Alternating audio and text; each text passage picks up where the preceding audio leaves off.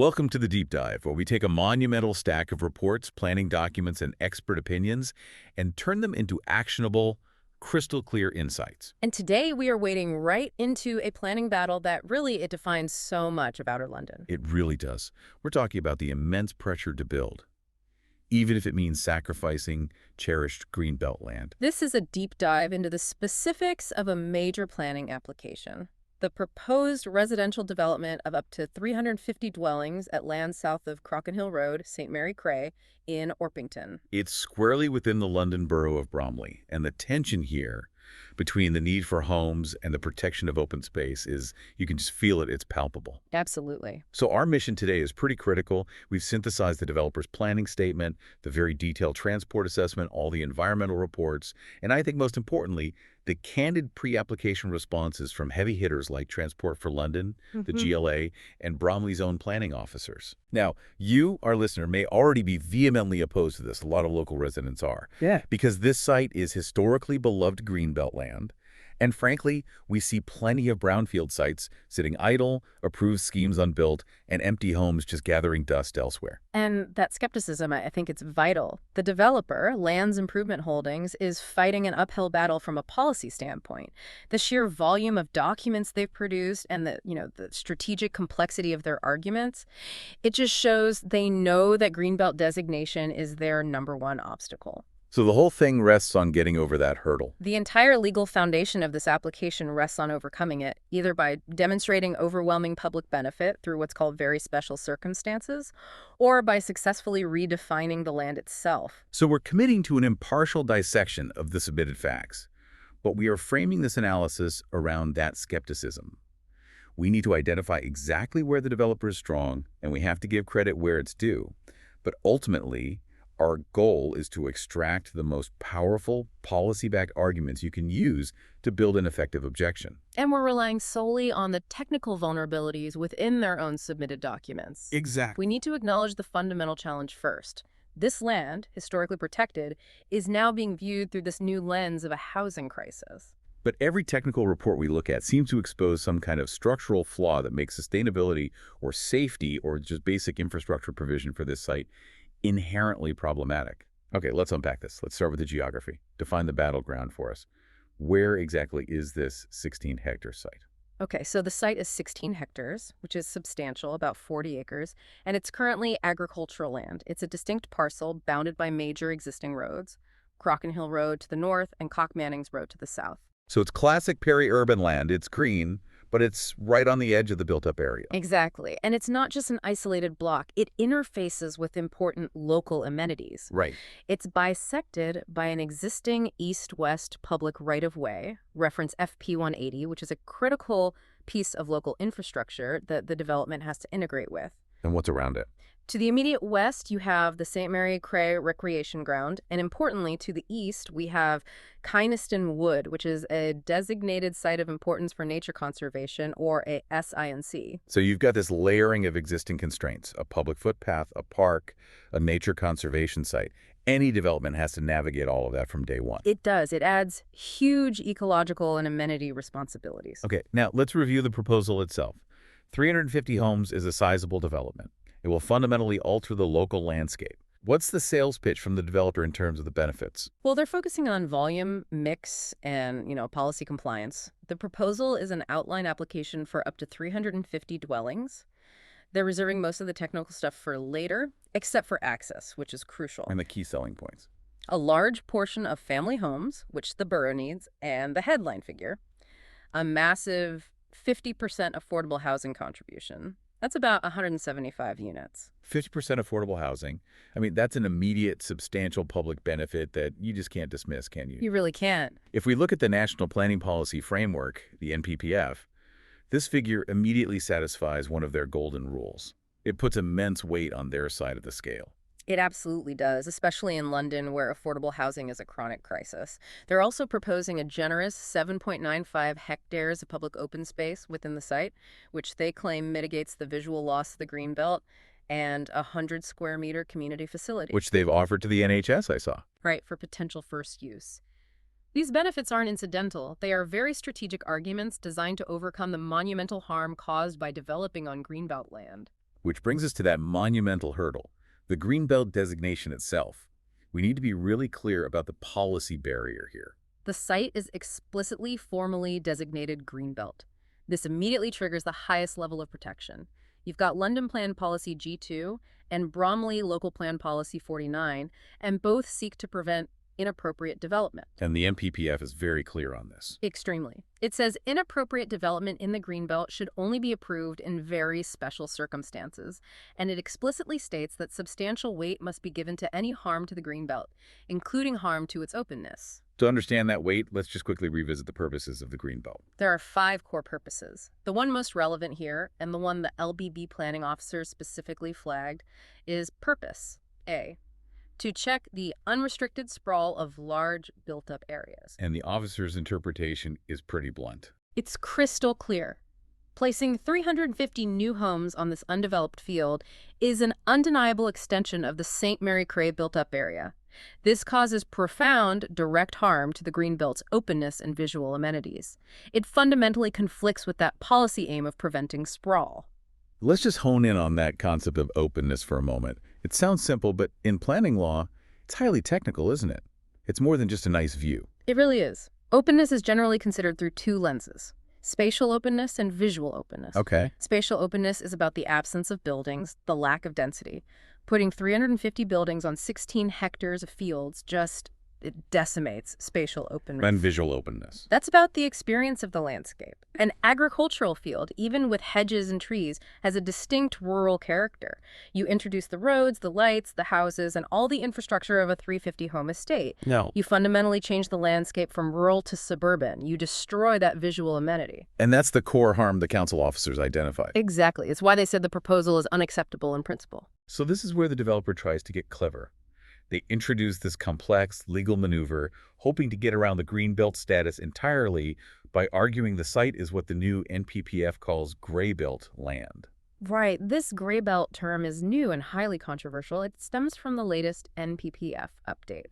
It refers to land in the Greenbelt that is either previously developed, which the site is clearly not, Or its fields. or, and this is the crucial part, land that does not strongly contribute to select Greenbelt purposes. So the developer's argument is, yes, we're in the Greenbelt, but it's not a good Greenbelt site. It's kind of a weak, irrelevant one, so building here isn't really inappropriate development. That's it in a nutshell. If they can successfully define it as gray belt, the legal calculation changes entirely.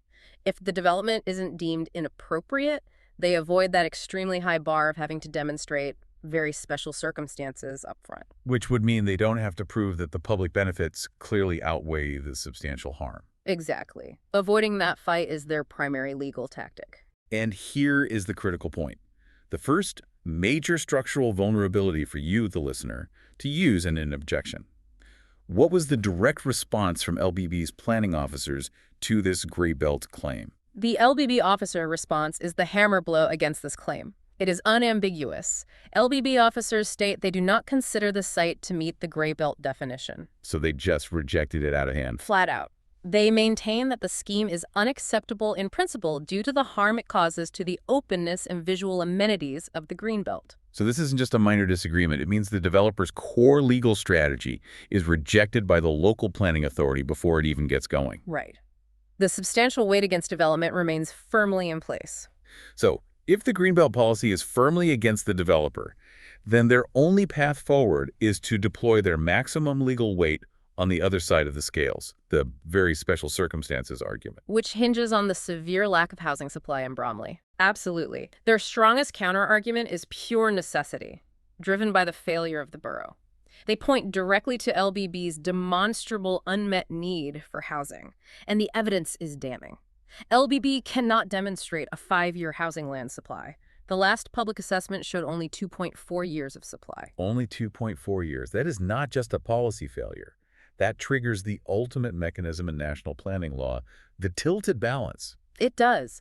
The NPPF requires that where a local authority can't show a 5-year supply, the presumption in favor of sustainable development, the tilted balance, is engaged. which essentially means that planning permission should be granted, unless. Unless the adverse impacts of the development significantly and demonstrably outweigh the benefit. So the greenbelt is no longer an absolute shield. It's just another adverse impact to be weighed on the scales. And the developer needs the maximum possible benefit to make sure the balance tips their way. And that's why the 50% affordable housing is so critical to their case. All right, let's go back to that. It's a huge number, but is it enough to satisfy that very special circumstances requirement, especially when they are breaching the greenbelt? Well, that's where the analysis gets surgical. While 50% is a phenomenal public benefit, we have to remember that the London Plan often seeks higher contributions. 50% is fast becoming the statutory minimum expectation in strategic London locations. So you could argue that given they're asking for the immense concession of greenbelt land, shouldn't they be expected to offer, say, 60% or even 70% affordable housing? Exactly. With a higher percentage of the low-cost social rented homes that the GLA recommends, to make the VSC case truly compelling, to override that substantial harm. That reframes the benefit. It shifts the question from, is 50% good, to, is 50% special enough to justify breaking greenbelt policy? Yes. The developer has the scale of their benefits, the 175 affordable homes. But if those benefits aren't seen as truly exceptional, the scale tips back towards the substantial harm the LBB officers already identified. So that's the crux of it. That is the crux. They have the benefit of LBB's disastrous housing land supply failure, which engages the tilted balance. But they still must demonstrate that the benefits of this specific scheme on this specific rejected piece of gray belt land outweigh the demonstrable harm. Okay, so now we pivot from policy to practicalities. If the greenbelt is the legal barrier, then the lack of sustainability, specifically around transport, is the practical barrier. Right. The promise of greenbelt development often hinges on connectivity. Can you truly build a sustainable, car-like community here? And the answer, based on the numbers, is a clear no initially. We rely on the public transport accessibility level, or PTL score, and the site currently achieves a PTL of 1A, which is categorized as very low. very low. That is policy poison for a major residential development in London. The London Plan is clear. Policies T1 and T2 demand development maximize trips by walking, cycling, and public transport. A PTL 1A site starts from a position of almost guaranteed car dependency. It creates a massive compliance gap. The developer knows they have to bridge this gap, and their primary strategy is their Sustainable Transport Strategy, or STS, which is centered on proactive infrastructural changes. So what exactly is their key specific intervention? The key intervention is bus rerouting. They looked at 3 options, but based on engagement with TfL, the preference is for the most direct solution, diverting the existing R4 service directly through the site. So it would have on-site bus stops. Exactly. That sounds great on a map, but what does rerouting a bus service actually involve? It's not just drawing a line on paper, is it? No, it demands meticulous detail. The developer has to guarantee road widths, specific turning radii at the junctions inside the estate, and the safe design and construction of the stops themselves, all to TfL standards. And it requires a big financial commitment. A huge one, usually formalized through a Section 106 legal agreement, to fund the initial infrastructure and then subsidize the route extension until ridership proves it's viable. If they can't secure that guarantee, the whole promise falls apart. And their claim is that this intervention is enough to boost the PTL score.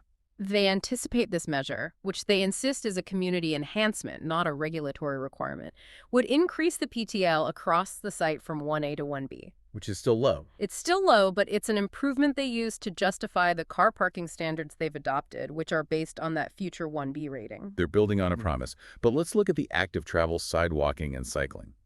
The transport assessment highlights proposals for a mobility hub, car clubs, cycle sharing, all designed to make the site car-light.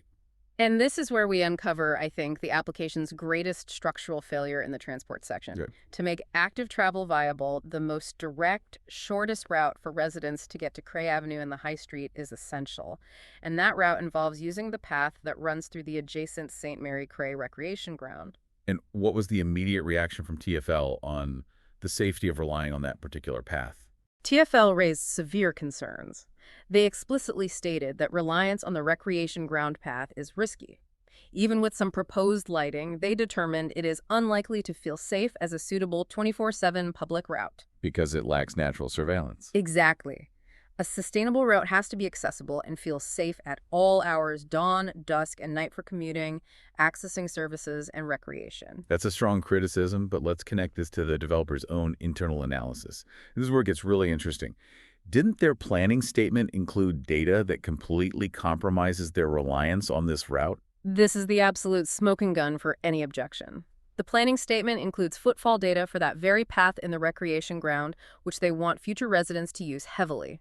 And this data revealed that the highest average daily number of users of that ground occurred between 1 a.m. and 4 a.m. Wait a minute. The peak usage time for the key pedestrian route is between 1 and 4 in the morning. Correct. And the planning statement itself, in a moment of alarming honesty, acknowledges that this usage pattern suggests a high level of antisocial behavior is already taking place there. So let me get this straight. The developer is simultaneously relying on this route to meet their sustainability targets, while also admitting that their own data shows the path is unsafe due to antisocial behavior during non-daylight hours. It's a fundamental, irreconcilable contradiction. You cannot ask 350 families to use a route that your own document suggests is high risk in the dark. It absolutely invalidates the active travel strategy. If that key shortest path is unusable or feels unsafe for a significant portion of the day or night, what happens? People will default to the car? They'll get in the car. Yeah. The alternative routes, Crockenhill Road and Cockmannings Road, are inadequate. They're narrow, 30-mile fare, no dedicated cycle facilities.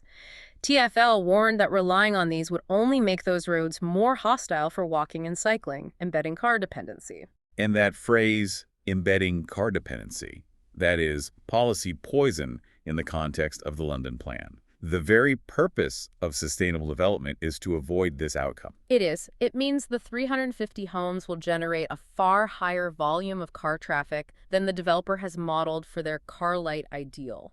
But they must have done traffic modeling on the external network. Did that show any significant red flags? The modeling was, on the face of it, relatively positive. They used standard software to assess the impact on key junctions.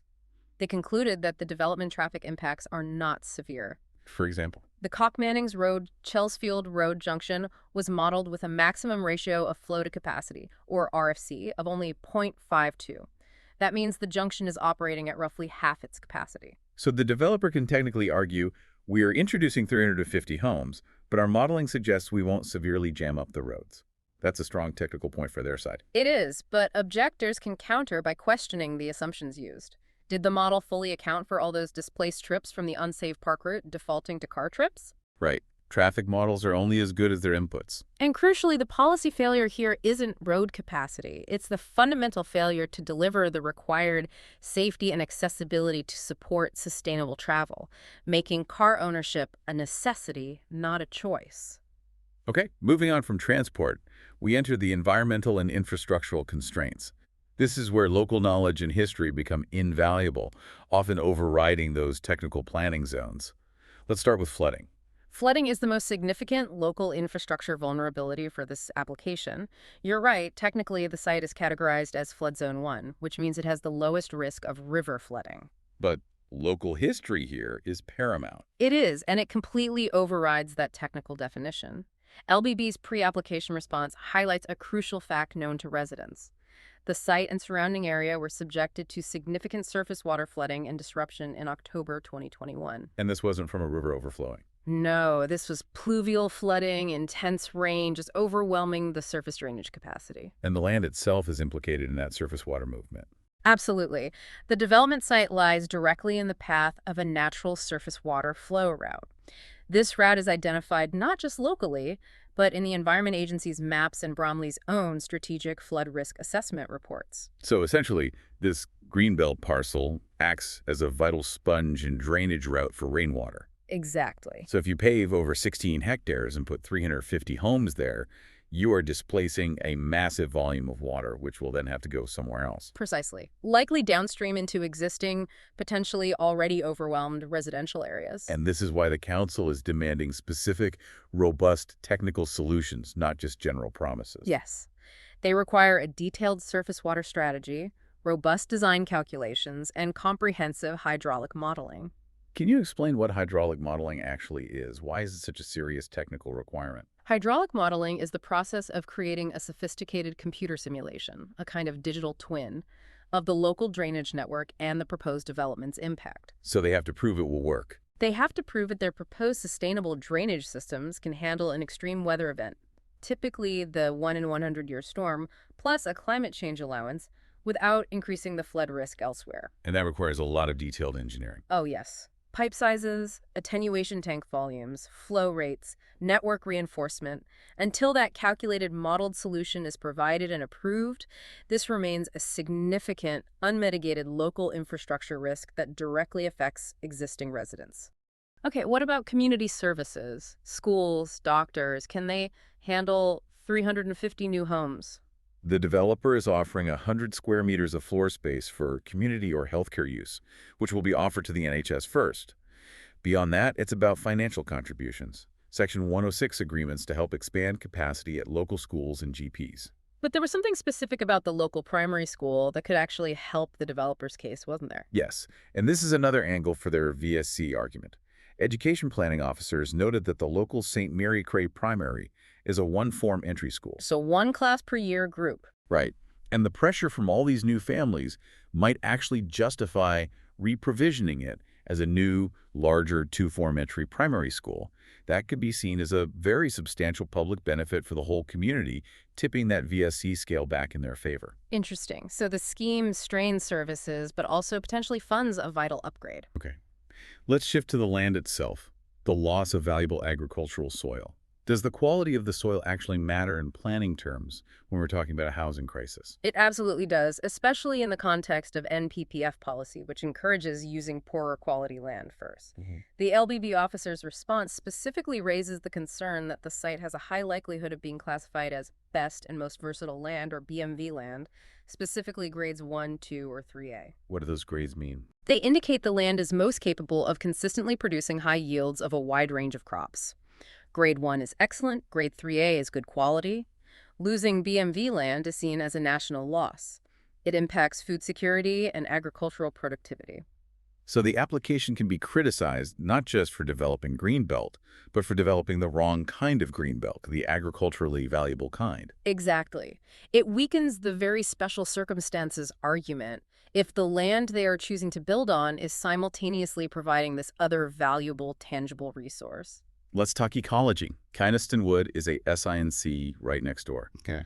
What did the developer's own ecological appraisal find? The appraisal confirmed the presence of valuable ecological assets. The hedgerows, specific badger activity, and breeding birds are all of local importance. More significantly, the foraging and commuting bats were assessed as being of district importance. So any development has to prevent harm to these assets. It has to. The key non-negotiables relate to buffers and construction management. They must have a stringent construction environmental management plan. And specifically, They have to retain trees suitable for bat roosting, maintain foraging corridors for them, and, critically, establish a mandatory 20-meter exclusion zone from all identified badger set entrances. Any encroachment into that zone is illegal and would immediately invalidate the ecological acceptability of the scheme. and we can't forget biodiversity net gain. The Environment Act now mandates a minimum of 10% BNG. Is that even possible here? It's a major challenge for any greenbelt development. BNG requires that the habitat value of the site post-development must be 10% higher than it was before. And can you really offset the loss of a 16-hectare field entirely within the boundary of a new housing estate? It is extremely difficult. An objection should absolutely question the feasibility of achieving that 10% BNG on-site and demand clarity on the long-term management and funding of any proposed mitigation habitat. Let's quickly wrap this section on residential amenity, air quality and noise. The site borders an air quality management area, an AQMA. This means the development has to demonstrate it won't worsen local air quality. They need a full air quality assessment comparing existing conditions with the future scenario. And noise. The main pollutant is road traffic noise from the busy Crockenhill and Cockmannings roads. So mitigation, like acoustic fencing or specific facade treatments for the new homes, is required to comply with local policy and WHO guidelines. Okay, this is the moment of synthesis. We've established that the developer brings substantial, difficult-to-defeat strengths, the sheer weight of that 50% affordable housing offer, and LBB's dire 2.4-year housing shortfall. These benefits trigger the tilted balance. But we've also identified these structural, local, and technical flaws that contradict the developer's whole narrative. So how do we structure the three most compelling, policy-backed pillars of objection? We have to focus on the areas where the local authority feedback and the developer's own data expose these fatal policy conflicts. Okay, Pillar 1, the Greenbelt Principle and the threat of precedent. The objection here must argue that the harm caused to the greenbelt is substantial and not justified. Start with the rejection of the developer's key claim. The argument that the site qualifies as gray belt has been explicitly rejected by LBB planning officers. So you lead with that. You lead with that. It means the scheme remains inappropriate development, causing undeniable harm to openness and visual amenity. And an approval here risks setting a highly damaging precedent for developing other greenbelt parcels, especially those classified as best and most versatile agricultural land. So you insist that this substantial harm outweighs the benefits. You do, especially given there are unimplemented brownfield permissions elsewhere in Bromley. Okay. Pillar 2, unacceptable sustainability and safety deficiencies. This objection targets the impossibility of achieving the mayor's strategic mode shift targets at a site starting with a PTL of 1A. And the fundamental flaw is, The reliance on that active travel link through the St. Mary Cray recreation ground. The objection must leverage the safety contradiction.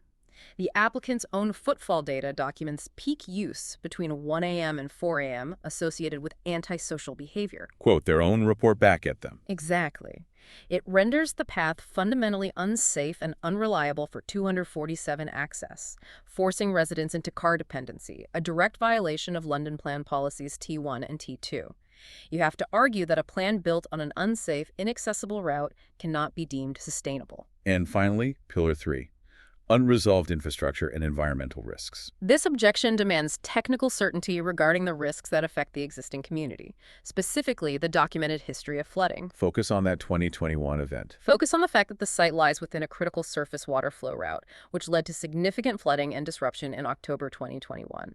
The application is premature until a robust, detailed hydraulic modeling and network reinforcement strategy is fully submitted, calculated, and approved. It can't just be deferred to a future planning condition. And you add the loss of the high-value agricultural land. You compound the environmental harm with the loss of likely BMV land and the unproven ability to achieve the mandatory 10% biodiversity net gain. That gives the listener a clear, policy-backed, and evidence-supported structure for opposing this development, using the developer's own reports against them. And to be impartial, we have to recognize the powerful levers the developer holds. The 50% affordable housing is a huge benefit, and LBB's severe housing shortfall, that 2.4 years, it triggers the tilted balance, which is designed to favor development. But the weaknesses are not minor. They're structural and local. The explicit conflict with LBB officers over the gray belt definition, the low PTL score, and that significant unmitigated flood risk. They're all grounds that strongly suggest the adverse impacts do significantly and demonstrably outweigh the benefits of developing this specific greenbelt site. So the planning case here is really a zero-sum game. It's forcing a decision between the immediate, undeniable social need for homes Versus the long-term, specific, localized environmental and safety harms that the documents themselves identify. Indeed. The developer is presenting this ambitious, sustainable transport strategy, claiming that through bus rerouting and other interventions, they can successfully meet the mayor's strategic mode shift target. That goal of 75% of trips in outer London by foot, cycle, or public transport. It's a very ambitious claim. It is. But given the documented challenges, a PTL of 1A, local safety concerns on public rights-of-way, historic flooding, is the fundamental risk of developing this particular fragile greenbelt land, however well-dressed with social housing, truly justifiable against the clear, present local environmental and safety harms? That's the question. The central question for you, the listener, remains whether a development on this site can ever be truly made sustainable, or whether all the policy dressing is simply masking an inevitable suburban sprawl that prioritizes quantity over quality and local safety. A tough one. That's a challenge we'll leave you to chew on as you craft your response. Thank you for joining us for the deep dive.